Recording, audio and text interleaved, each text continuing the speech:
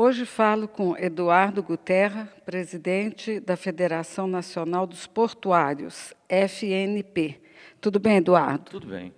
Bom, primeiro quero agradecer sua presença, antes da assinatura da nova Lei dos Portos pela presidente Dilma Rousseff. Então, é bem importante para a gente te ouvir nesse momento. Quais são as novas regras do setor portuário? Bom, em primeiro lugar, nós é que agradecemos a oportunidade de estar dialogando com a mídia, né? Esse assunto é importante. Eu acho que o que trouxe de modificação na atividade portuária, mais exatamente na questão institucional, são as novas regras para os novos portos, né? Isso é o que era a intenção do governo. Só que essas novas regras, uma nova metodologia de cobrança de prestação de serviço pela iniciativa privada, obviamente que ela vai afetar, né, as regras antigas e a condição pré-estabelecida nos portos até então. Então, a nova regra que está vindo na medida provisória, que agora vai ser transformada em lei, é uma prestação de serviço onde a licitação vai ser feita através da menor tarifa e a maior movimentação de carga, ou o contrário, ou combinado. Isso é a ideia do governo. Então, isso é o que veio de novo com relação à questão institucional. Também se inovou na questão de um serviço muito importante para os nossos portos, que é a dragagem, né, que antigamente você precisava fazer uma licitação para dragagem e você fazia o contrato por 2 anos no máximo, né? Então, essa dragagem agora, ela vai poder, o contrato vai poder ser assinado até por 10 anos. Então, nós podemos ter um instrumento muito importante para os nossos portos, que é a questão da dragagem. Então, no primeiro momento, sobre a questão institucional, isso é que trouxe de novo, e que, obviamente, esses novos terminais, nessas novas condições, eles vão poder fazer uma concorrência com o sistema que está estabelecido hoje, e, no meu entendimento, uma concorrência desleal, porque eles vão ter uma condição totalmente diferente dos atuais terminais que tem nos nossos portos, e levando com isso também a questão dos trabalhadores. A nossa preocupação, inclusive, é com os futuros trabalhadores nos portos, qual é a condição e qual vai ser o nosso papel para enfrentar essa situação. Bom, a gente percebe que a presidente Dilma vai fazer alguns vetos. Quais serão as consequências? Olha, a gente tem, obviamente, que nós não temos a certeza do que vai ser vetado. Nós estamos acompanhando isso pela imprensa e por algumas pessoas que têm uma proximidade com o governo, né? Ela tem se falado que aquilo que não ficou acordado, porque como é que funciona assim uma medida provisória, quando ela é publicada no Diário Oficial, é preciso que se faça uma comissão mista entre o Senado e a Câmara, para que essa comissão mista analise ou faz um relatório igual à medida provisória, ou modifica, faz um substitutivo, que é o que costumeiramente acontece naquela casa, e esse relatório, esse substitutivo é aprovado pela comissão. O substitutivo que foi aprovado que foi o relator, o senador Eduardo Braga, foi aprovado na comissão com alguns ajustes, alguns acordos feitos com o setor empresarial, com alguns governos de Estado e conosco, com os trabalhadores, né? Foi feito um grande acordo, e aquilo que foi acordado lá na comissão, o senador Eduardo Braga deixou claro que aquilo não corria risco de ser vetado pela presidente da República. Mas, como isso foi modificado no plenário da Câmara, então, aquilo que foi modificado corre o risco de ser vetado. Pelo menos é isso que nós sabemos. E aí tem uns pontos que são, principalmente, pontos que foram modificativos na renovação de contratos antigos, né, anterior à Lei dos Portos, e também pós-Lei dos Portos, e isso corre o risco de ser vetado. Qual foi a movimentação da federação no processo da MP? Então, primeiro, nós tivemos que convencer alguns setores do governo de que a medida provisória, em função dela trazer essas mudanças, ela poderia estar provocando a criação de cartéis nos nossos portos, né? E também, isso, obviamente, que quando a iniciativa de esse novo modelo institucional trouxe com essas mudanças a possibilidade do enfraquecimento do perfil do trabalho portuário, da precarização, de políticas de saúde e segurança no trabalho, tudo isso junto. Mas o governo estava, e várias partes do governo, eu nunca vi uma coisa assim, fechada sob o ponto de vista de que a medida provisória era boa para o governo, tinha que ser aprovada do jeito que estava, era boa para o sistema, tinha que ser aprovada do jeito que estava, e que ela não ia trazer problema nenhum para o sistema, porque eles não iam mexer em direito nenhum dos trabalhadores. Então, nós tivemos que provar, através de muita mobilização, e nós tivemos que fazer uma mobilização nacional, fizemos uma paralisação de 6 horas nos portos brasileiros, apontando para uma greve por prazo indeterminado, caso nós não conseguíssemos abrir o diálogo com o governo, né, estabelecer um diálogo franco com o Congresso Nacional, e, em função disso, nós conseguimos mudar algum posicionamento do governo, Casa Civil, né, sob o ponto de vista de que não se podia mexer naquilo que era a espinha dorsal da medida provisória. Então, a nossa mobilização fez com que toda a sociedade, nesses últimos 60 dias,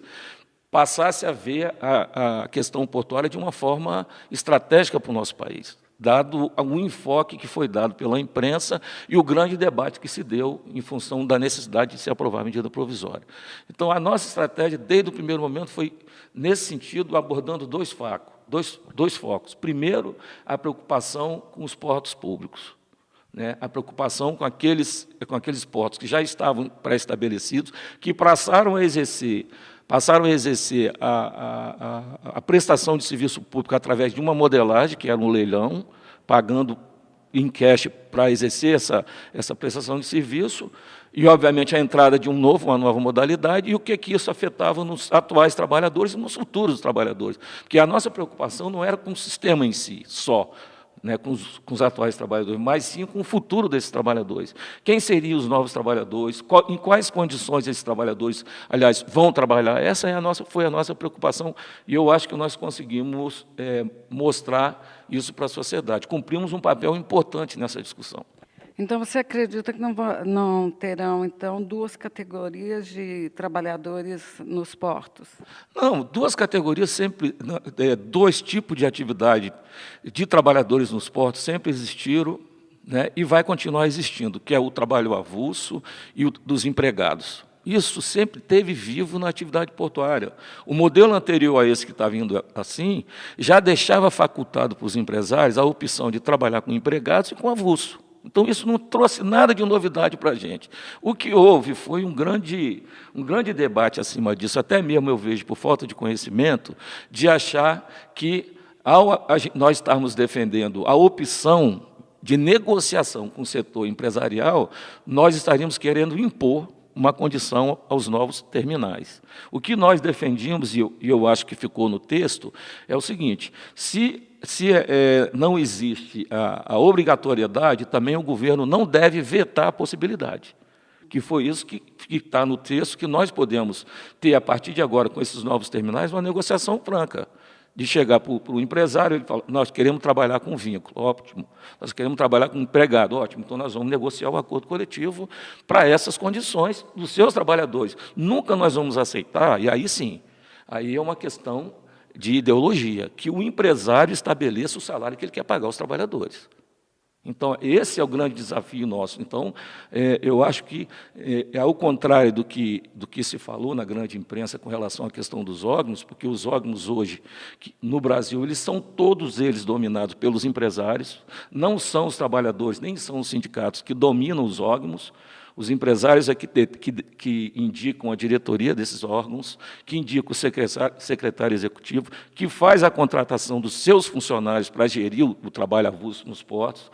Então, isso, talvez por falta de informação, se estabeleceu esse grande debate. Mas o que nós defendemos desde o começo é um modelo onde haja uma negociação com os sindicatos do setor portuário para estabelecer regras justas, né, com respeito à legislação e também à questão da saúde e segurança do trabalhador portuário. Eduardo, última pergunta. Qual é hoje o teto salarial do portuário, do funcionário dos portos? Olha, isso, se fosse há 20 anos atrás, eu teria mais condições de falar para você, porque, como eu falei, quem domina o salário e a mão de obra avulsa nos portos é o setor empresarial. Mas um estudo feito pelo DIEESE, e eu posso, se você quiser ter acesso, eu posso mandar para você depois com calma, aponta uma média salarial de 3 a 4 mil reais no Brasil todo, que é muito difícil você mensurar efetivamente, porque o trabalho avulso ele é um trabalho importante para o setor portuário, como alguns setores da economia têm, como, por exemplo, o comércio. Eu vou citar um exemplo, vai vir agora o Dia dos Namorados. Então, não é importante para o comércio ter a possibilidade de fazer uma contratação temporária e, fora dessas festas, dessas datas comemorativas, usar o seu empregado, né, na forma estabelecida na CLT. Então, os empresários do setor portuário, eles têm essa facilidade de usar um trabalhador quando ele precisa e pagar quando ele usa, né, e quando ele precisa não pagar por isso, né, porque é uma atividade sazonal. Nós temos, por exemplo, agora nós vimos a safra agrícola no Brasil todo, quer dizer, quase 200 milhões de toneladas, e 80%, 80 milhões, 90 milhões foram exportados, a soja e o milho foi exportado. E esse trabalho, a maioria é feito pelos trabalhadores avulsos, né? Aí acabou essa safra, o trabalhador tem o desafio de querer ser avulso, mas também só receber quando trabalha. Quer dizer, um grande desafio. Se eu fosse empresário, eu ia trabalhar com avulso, obviamente que uma negociação muito clara e transparente, que é isso que a gente defende, e não ia perder a oportunidade de poder estar usando um trabalhador qualificado, igual nós temos, a hora que eu precisar, e pagar a hora que eu usar. Ok, quero agradecer a sua presença e falar a respeito e um ponto de vista bem interessante da parte do trabalhador nos portos. Eu acho que ficou bem claro. Muito obrigada. Não, nós é que agradecemos. Eu acho que é um processo que a gente passou e vai continuar passando, que a aplicação desse novo marco regulatório vai trazer muito mais trabalho para a gente, vai trazer uma preocupação com o setor portuário, e a gente está podendo colocar o nosso ponto de vista para a sociedade, para a comunidade que assiste esse programa, é muito importante. Nós que agradecemos o espaço.